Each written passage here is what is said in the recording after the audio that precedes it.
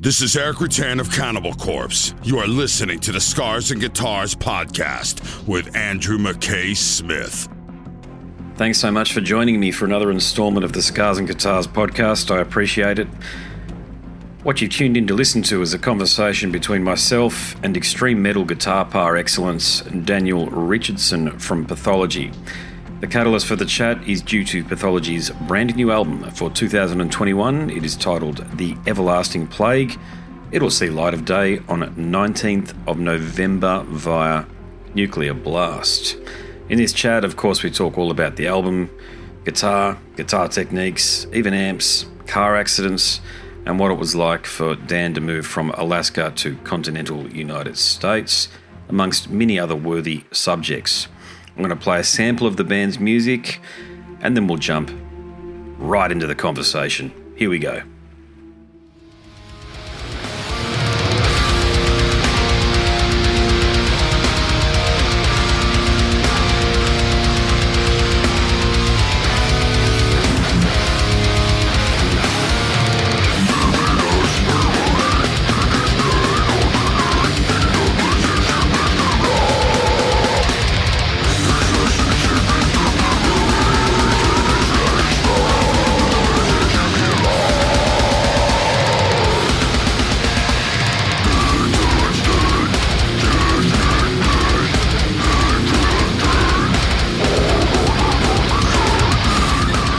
What's up, man? Is this working? I can hear you, brother. How you going? Oh, man, I'm doing okay. How's it going? Oh, it's not too bad. Not too bad at all, mate. Nice vehicle, by the way. What are you in there? Oh, this is I got a brand new 2022 Hyundai Elantra. Yeah, they do a pretty good job these days, Hyundai, don't they? Yeah, that's cool. You can see it, man. Yeah, dude, it's the whole thing. I got rear-ended a couple weeks ago and destroyed my other car. So I just got this car, on Saturday. Yeah, so crazy stuff going on right now. Oh, I bet there is, mate. Yeah, I mean, like, are you guys in a position at the moment where you can do any touring at all? No, not really. Like we're trying to wait until next year, and then we're trying to get back, hopefully to Europe, and we'll see about America. You know, it's all kind of up in the air right now, though. Yep, indeed it is. I mean, I don't know whether you've been following what's going on over here, mate, but we're in almost complete lockdown still. So in the state that I'm in, nobody can get in and nobody can get out. It's fucking ridiculous. And I just hope these bastards are voted out the next time around, the next election. But there's a lot of these hardcore lefties, mate, that love a lot of this totalitarian shit at the moment. I don't even know how we've arrived at this point, but here we are. Right. Wow, man. So I'm a little misinformed, but where are you at exactly right now? So in Australia, in Queensland, so in the northeastern state, so in the tropical state, but a bit like Florida, I suppose, if you were going to compare it to anywhere. Okay, nice and humid, huh? Yeah, it's piercing down with rain at the moment. We're in spring, obviously, being on the opposite side of the world, which is quite nice. But the problem in this part of the world is, mate, we tend to get, we get all of our monthly rainfall in 3 days. Holy shit! Wow. So that's what's happening. That's what's happening at the moment. But it's people have just got to stop building in places where rivers overflow and creek beds extend for kilometres. This sort of thing, and have a bit of common sense with stuff. That's funny. Exact opposite of California. I'm in San Diego, and it never rains here. We had a little bit like last week, I think, but we haven't seen rain in almost a year. So that's funny. San Diego, I've been to San Diego, and it's probably the only other city in the world that reminds me of Sydney because of the gum trees. Oh, sure. Yeah, the gum trees. It was very weird when I was over there. I felt like I was in a place called Lane Cove National Park, which is a big national park in Sydney, and it was it's a weird experience sometimes when you think you're in somewhere else when you're somewhere else. I have that on tour. Yeah, we'll be in a different city, could be anywhere, and we're just like, wow, yeah, it looks like home, but we're not. We're on the other side of the planet. How strange, Yeah, indeed. Hey, look, I'm enjoying your album, by the way. The Everlasting Plague. Nice. I love your guitar playing. I got to say, I love that tight technical, but yet melodic, and there's some emotion in there too, I can sense. I mean, it's not all just brutality with you. You know, there's some there's a bit of the J.K. Lee. You know, I call it the J.K. Lee in there. You know, so I'll ask you up top about your guitar playing. Were there any techniques that you deployed this time around on the Everlasting Plague that were new for you? Just kind of some stuff in my arsenal that I hadn't got a chance to use, I would say. You know what I mean? Like there's a lot of that's like string skipping stuff and just kind of that melodic stuff. It really made it got to come to the surface. Fun kind of coming up with it. Yeah. So that's cool that you noticed that, man. I really appreciate you saying that. And all that stuff, it's completely unintentional. I'm not setting out to be like, oh yeah, I want to write some emotional, you know, like metal or some shit, you know, dude. It just kind of happened, which is weird. You know, it's like, you never know when you go to like start writing something, or if like if you're an artist, like if you're drawing something or whatever, often how you start is not the end result. It kind of just like, you're like, whoa, where did that come from? It's kind of weird, you know?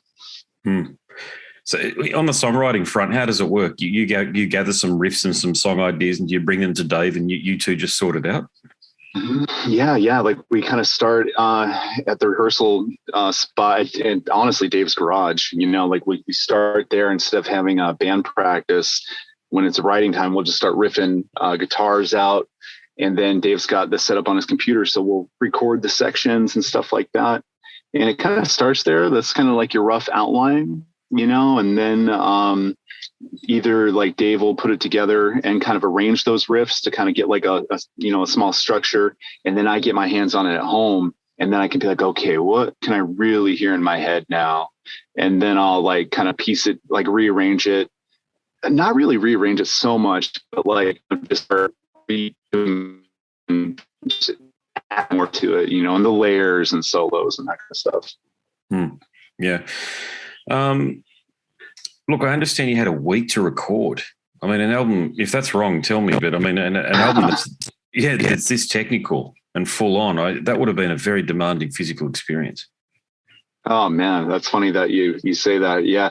With this band, Pathology, just working with Dave and Zach and all the other guys, I've never experienced anything like it. My other bands, dude, I mean, like we had an album that took 3 years to complete. And here we are, we're going in the studio, knocking it out in a week. But it just flowed, you know, like I don't know. I can tell you exactly the process. Like we started with Dave on drums. He knocked out all the drums first day. Second day, it's rhythm guitar. So I tried to knocked out all that. And then the next day I finished it out with leads. That's about half a day. Ricky starts bass and finishes out the next day, and then Obi, you know, adds the vocals, and that's it. We got an album. That's how it went. Yeah, killer stuff. Yeah. So was there pre-production? Did you go through weeks of pre-production at all? Yeah, that's exactly. Yeah, like what I'm talking about, like taking the riffs home and like coming up with layers. That's what that is. Yeah, we're just doing. Yeah. Like I use Reaper. You know, Dave uses Logic, and we just shitty guitar tone, dude, and we just kind of put it together over some fake drums. You know. And that's kind of how it starts. And then, you know, we go do the real thing. So, yeah. Do you know what? I mean, obviously you're a Gore infused band, but Obi's lyrics, is that something that you guys all contribute to? No, it's 100% Obi, actually. That's all him. And yeah, it's definitely a little Gore obsessed, I'd say, which is cool. Oh, you know, it takes us away from all the bullshit that's going on in this world at the moment. That's for sure. You know, it's a bit of existentialism. You know. Yeah. It's interesting times that we live in now. It really is. Yeah, indeed. Yeah. How did you guys? I know the band's gone through some incarnations. There's been a few members sort of come and go, but I mean the outfit as it is at the moment, it's kind of like I'm not going to call you a super group, but you've all been there and done it. There's no doubt about that. So how did you guys all meet? Exactly. We're all experienced group. I can tell you how it came about with me and Dave, man. Like it started there out of the blue. Like I played guitar for Condemned as well, you know, and I was doing stuff with Condemned. I think we just did our first European tour together. So I was putting stuff out on social media, and my theory, I never asked Dave this, but my theory is he probably saw that and out working kind of like I am right now. And Dave just fucking, he hits me up out of the blue. You know what I mean? And he just on Facebook Messenger. And I was a huge Pathology fan, and I wasn't expecting that, you know, and I was so nervous, man. I like opened my phone. I was like, Dave Astor. It's like, what is this? And he's like, yeah, I'm interested in a guitar player. And I'm like shaking, you know, I'm like, oh my God, seriously? And nice. I wrote him back right away. Yeah. And I learned media consumption. I had to figure it out by ear, do a video like that night. Cause I wasn't fucking around. I was like, no, dude, I gotta do this like right now, and sent it to him the next day. He's like, yeah, sounds good. And then we met up later that week, and that's where it started. And Ricky, I knew Ricky forever. And I was like, dude, I know the guy, but I hadn't talked to him in a long time. And I was like, if I can get a hold of him, he's perfect. Blue, I hit him up, you know, like Dave worked with Obi like 10 years ago. They did tours together and stuff like that. So it just kind of all fell into place, you know, once it started. So, and here we are. Yeah, fair enough. And look, you mentioned Condemned there, but look, you've been playing extreme metal for years. So apart from Condemned, can you tell me the other bands that you've been playing? Yeah, I mean, not a lot, man. I mean, my first one, get this, I used to live in a little backstory on me. I'm from Alaska. I was born and raised way up there, you know what I mean? Yeah, so that is true. And when I was 18, I moved to Nebraska. So I went from mountains, glaciers to cornfields, you know. And my first band there was Diesel Breath. Yeah, and that was a fun project. But that actually got me into Fury and AIDS, and that was like a more like technical metalcore kind of band, you know, like we love Darkest Hour, Kill Switch and Cage, Unearth, like that kind of stuff. And that's what brought me out here to California. And we kept Fury going for a few years out here. And then I joined Lord of War. And eventually that led to Condemned and to Pathology. So yeah, I guess it has been a long road. a lot of history. Yeah. What got you started on the guitar though? Who were the guitarists that really inspired you to pick up the instrument? Oh man, that's a good question, dude. Like I was young, dude. So Metallica, big time. Yeah.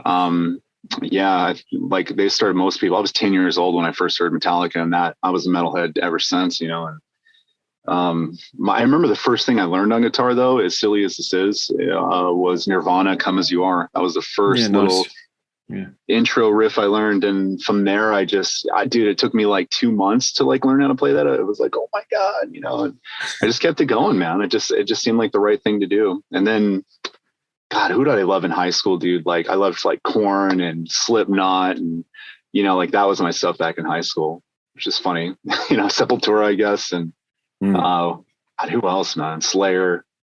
But yeah, the gateway bands. The gateway bands, exactly. Those are, everybody starts with those, you know. Yeah. Did you end up going via Morbid Angel and Death and those sort of groups as well?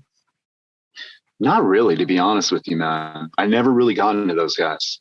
Yeah.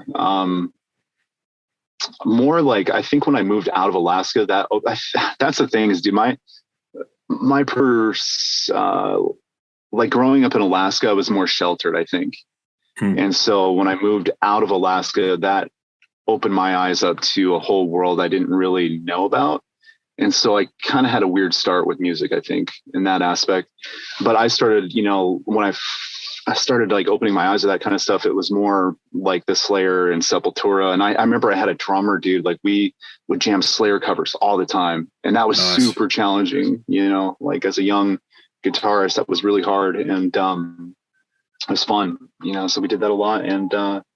And then when the metalcore scene hit, dude, I was all about that shit, dude. That's when like As I Lay Dying and Unearth, Darkest Hour is my favorite band by far, dude. Like Hidden Hands of a Sadist Nation. That's still like such a good album, dude. So yeah, that's kind of my more roots. But yeah, like bands like Death and Morbid Angel, I never really got into them, to be honest. It wasn't really my thing. Yeah, check it out. Check out Trey's playing, especially on the album Formulas Fatal to the Flesh by Morbid Angel. It's very different to your playing, of course. He's more like Jimi Hendrix, death metal via Jimi Hendrix, Trey. That's cool. Yeah. Cool. He's very, very stream of consciousness. It sounds like as though he doesn't know what he's doing at times, but it's completely the opposite. He knows exactly what he's doing. He just fucks everything up on purpose. Yeah, that's brilliant. Yeah, absolutely cool. Yeah. What about gear this time around? Can you talk about the guitar that you decided to use? I think I've seen the guitar playthroughs you do. I love the fact that you've done them, but is that the same guitar? I don't know what guitar it was you used, so I didn't check the headstock. So what was the guitar there, and is that the guitar you used on the album? Absolutely. Yeah, Kiesel all the way. They're local here in San Diego. I have another one in the works. Kiesel only does custom guitars, so like you can like order stuff, but like they're not mass producing anything. It's all different. Every single guitar is different. And so I have 2 by Kiesel, and I have a third 7-string in the works. I've been waiting fucking 6 months for it, dude. Wow. I started the order in June and it's still not done. So I'm hoping it's done next month. Yeah, it's crazy. Great company though, man. I mean, they're just top notch. So yeah, that's sweet. Yeah, and your live setup. Do you use an amp on stage? I mean, obviously, because some people don't. I saw Lucas Mann and he didn't. So, are you using an amp on stage? Yeah, I definitely am. I have the XFX. I'm using the XFX2 right now, and I have that into, just a 412 cab, a Madison cab, dude. Like, can you believe that? I used to be Mesa Boogie all the way, Yeah. Dave had a Madison cab in the garage, and I was like, dude, let me try that. I didn't have mine; it was too big, and I love the sound of it. I sold my Mesa like a week later. I was like, dude, not, you know what I mean? I was just like, Mesa, it's meant to happen. Yeah. I was like, dude, Madison all the way. And so I'm running that. We're miking that, and I like that because I can't rely. We don't have our own sound guy yet, at least on tour, and I can't rely on the house sound guy to have good enough sound to not have a cab on stage. Maybe if we had a professional working with us, that would make the difference, because I could trust him. But if you got the house guy, you never know what you're going to get. So hopefully we can change that in the future. But that's so true, isn't it? Yeah. Yeah. It's some are better than others. So. Yeah, indeed. Yeah, I think it's also about the way you feel the music too. So I'm a bassist and also play guitar, but mainly bass. And the few times where I've played without a cab on stage, I haven't been able to feel the music as well, and I haven't played as well, I've got to say. Yeah, I agree with that, man. 100%. Like you got to be able to feel it. Like I don't like low stage volume either. I like to turn it up. Yeah. And that'll piss some of the sound guys off. But it's like for what you just said, it's like, dude, I can't rely on your monitors being good. Sometimes they are, sometimes they're not. But either way, I need that sound behind me. I need that vibrating, like, me as a person, so I can really get into it. Yeah. Hey, just with the band's artwork as well, do you have a lot of say over what goes on with the album cover and merch ideas, that sort of thing? Parr's been doing these Pathology albums for a long time. He's done most of them. And I think this time around, we didn't have to say much. Like, I think we're just like, yeah, we want just post-apocalyptic, and we want the doctor maybe to be like one of the zombies. And he just ran with it. I mean, we didn't have to tell him much. And then he had a rough sketch for us a couple weeks after that, we told him what we wanted. And we loved it. I mean, it was basically like what it is now, but just the sketch, and then he filled it in with the color and just more detail. And I think he nailed it. It looks really cool. And I like how the black and red is kind of the primary color scheme of this. That wasn't intentional. It just kind of worked out that way. So yeah. But I love that. Yeah. Yeah, I noticed on your Facebook that you're friends with Mark Cooper, who did my Facebook, my podcast artwork originally. He does some pretty killer stuff too. I know he does Lucas's stuff in Rings of Saturn as well. So, yeah. Oh, cool, man. Yeah. It's awesome. There's more to the story. Like, we weren't gonna go with Parr for this album. We had another guy, dude. Like, who did I can't remember his name off the top of my head. But he's done like Job for a Cowboy and all this other stuff, like really like crazy realistic looking art. And I think his style just didn't match what we were looking for. I don't know what was going on with him, but we weren't happy with it. And that's why we're like, no, we need to hit up par. We need to keep it consistent. And that's kind of how that came to be. So, yeah. Yeah, he can be your Derek Riggs from Iron Maiden. Yeah, exactly. Yeah, it's just like, and I told Dave that originally. I was like, I don't know if we should go with another artist, but we wanted to try something new, a new record label, new artist. We're like, maybe let's give him a try. This guy's amazing. And it just didn't work out. So, we went back to par and it was awesome. We nailed it. So it's pretty cool. Yeah. I'll make this my last question for you. You mentioned Nuclear Blast there. I think it's awesome that you guys have found Nuclear Blast and that they've found you guys. Can you tell me how that relationship came about? Yeah. Sorry.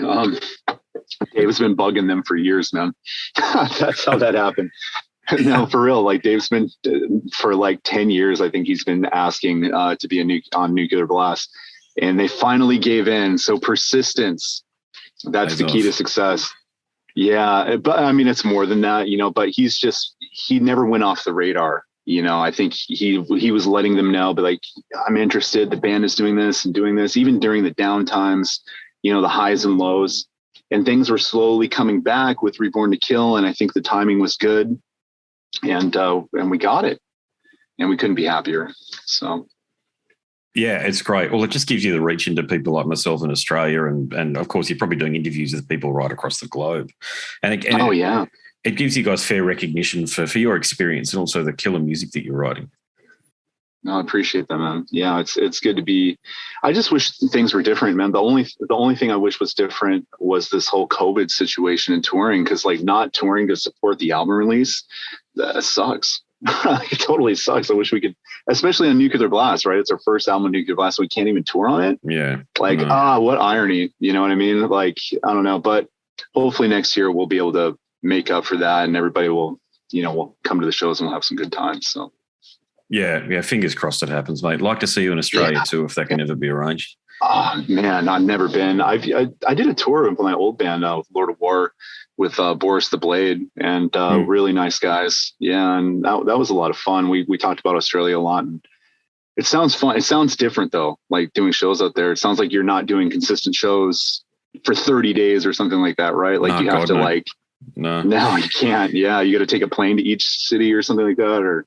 Well, I think there's more people in the county of Los Angeles than there are in all of Australia. So yeah, that's wild, man. Wow. Yeah, you've only really got five, maybe six major metropolitan centres, and it's not economically viable to play in the regional places unless you're right. Unless you like Kiss is playing in a town called Townsville, which is probably got about 100,000, 200,000 people in it, that sort of thing. And that's considered a small town for you guys. But Kiss are a huge band in Australia. So, that's a bit different, that scenario. But Sydney, Melbourne, Brisbane, Adelaide, Perth, they're the main ones. They're really all anybody ever sort of comes and plays. But so it's got to be worth your while. And usually, as you probably know this, mate, but usually Japan and Australia get lumped together on the tours as well. Yeah, that would be amazing. Yeah, I would imagine like growing up in Australia would be, I mean, it's different, but somewhat similar to Alaska, just in Alaska is kind of cut off, like it's isolated, and it's same thing up there. Like nobody's touring in Alaska. Alaska is huge, but your major city is pretty much Anchorage, and I don't know. So I could see kind of similarities, but yeah, hopefully we can get out there, man. That really would, for me, it would be a dream come true. I really like that. So yeah, it's fairly. I've been to America a couple of times. It's like 80% of it is virtually exactly the same as the US, Australia, and in the US, 80%. But the 20% that's different is really different. That's the way I like it. And there's some things where you'll be like, what the hell's going on with that? I noticed with my friends from the US when they come out. So I went to uni with a lot of people from the US, and yeah. So I sort of got familiar with what was different based on their feedback. And same thing with the States. It's just the scale of things as the States is like 100 times bigger than what we've got here. Oh, dude. Yeah. It's weird when we're even like in Europe and then we come back home, and it's weird just because you're immediately bombarded by just, consumerism. Like it's just like fast food and Walmart and just like, whoa, just like, it's weird when you step out for a minute and you come back, you're like, America is kind of a strange place. You know what I mean? Like, yeah. So, yeah, I mean, coming from Alaska and it being like Australia, you'll get it. Like when you probably moved to California, did you feel that sense of overwhelm? Because I felt that when I went to the States. Yeah, it trips you out at first, man. It's especially like, you know, because I was living in Omaha, which is, you know, that kind of got me warmed up, I think, a little bit. It's not a huge city, but it's still a pretty good size. And then coming here was just completely different. But it was a lot of fun though, you know, and I was still pretty wild and we were drinking and partying like crazy and living the dream, man. I was in California. I made it. Yeah. I was like, holy shit, I'm doing music and now I'm all old and serious. You know what I mean? Like old and serious, dude. But at least we have nuclear blast and hopefully, you know, we can take that seriousness to the next level. That's the goal. So. Yeah, well, no, you're doing it, mate. Yeah, well, no, I mean, I'll end it by saying congratulations on just being able to perform extreme and heavy metal and make a career out of it, because very few people can, but you're doing it. Yeah, I appreciate it, man. It's like anything that you want to do, man. You know, like whatever it is, like you can do it. It's just you got to put in years of work. Just like literally when they're like, "Don't give up." I mean, yeah, that's true to an extent. You know, just like, dude, it's just been I've been doing this shit since. I would say 18. Like that's when I really wanted to do music, I think, seriously. When I got it stuck in my head, I never let it go. And now I'm 38. Holy shit. And we're just now getting somewhere. Yeah. But usually that's how long it takes though, isn't it? These days. Because labels don't pick up bands when you're like 19 and 20. It doesn't happen. Yeah, man. I mean, there's a few exceptions. I mean, yeah, I guess it just kind of proves if you're in it for the long haul or not, you know, if anything. So, yeah, you got to be a true believer. There's no doubt, and we're willing to put up with all of the shit and the you know, the $2 meals and all of that sort of stuff, and just to get by. But you did it, man. You stuck it out, and you're doing it, and you got a killer band, and you're a great guitarist, and long may you continue to do what you're doing. I appreciate it, man. Thank you. Yeah, I'm just trying to keep it going. So. Yeah, I look forward to the next release. This is a great one, but I just look forward to, I always say this, as soon as I've got a release I like this one, I always think, man, where are they going to take this one next? Yeah, me too. I've been thinking about that a lot because I've been doing a lot more guitar. I've been digging in a lot more with like learning theory and all that kind of stuff. So this next album, and I'm getting the 7-string, like, because I didn't have that on the last one. I think we can get really like weird with it, so it should be cool. I'm excited. Hey, the only thing is, I'd love to see you do more guitar instructionals and playthroughs. Yeah, that's what I was doing, man. Like, I was totally like, you know, in the zone, and then this car accident happened. God, what was that? This is the third week, I think, and that just fucked me up. Everything is upside down, man. And I just got into this car. And hopefully the routine, but I can't even get back on. I barely even played guitar since this happened because I haven't had time. And that's so frustrating. Like when you're like really dialed in, you know what I mean? And then something like that happens, you know, I was just lucky I didn't get hurt. Nobody got hurt. You know, I was just an accident on the freeway. I was stuck in traffic and this guy from behind just rear-ended you. You know, hit me rear-ended out of the blue, man. He must have hit me like 50 miles an hour. And it pushed me into the car in front of me, smashed the whole front end of the car, and the back end was destroyed. And could have been worse though. I mean, at least nobody was in the hospital, but. What sort of car were you in when the accident happened? I had a Toyota Corolla, 2021 hybrid. I mean, it was a cool little car, you know, but I blacked it out, dude, you know, like all the logos and windows and tires. And now I have to start all over and, you know, but it's cool. Shit happens, man. At least, you know, but you still got your health. That's the main thing. Yeah, exactly. Yeah. It could have been way more fucked up. It was my first experience with a car accident that bad. And it was freaky. It was definitely freaky. So be careful out there. Yeah. Jesus. Yeah, no, definitely. Yeah. You never know. Definitely. Yeah. Well, mate, hopefully we have a chat in the next album cycle. I'd look forward to that. Yeah, definitely. Another call, another interview was coming through right at the end there, so we had to wind things up fairly quickly. But that was a conversation with Daniel Richardson from Pathology. Appreciate you tuning in to listen to that chat, because if you enjoyed it, there are plenty more just like it over at scarsandguitars.com, and even on my YouTube channel, I am easily found, Scars and Guitars Podcast, if you want to check out what I do at YouTube. If you could like, subscribe, share, and all that bullshit, I'd appreciate it. Don't like asking, but if I don't ask, you don't know. And leave a comment if it's on socials, if you've picked this up via socials as well. It all helps. Leave a nice comment, though. My name's Andrew Mackay-Smith, and I'm the host of the Scars and Guitars podcast series. Until next time, it is a very goodbye for now.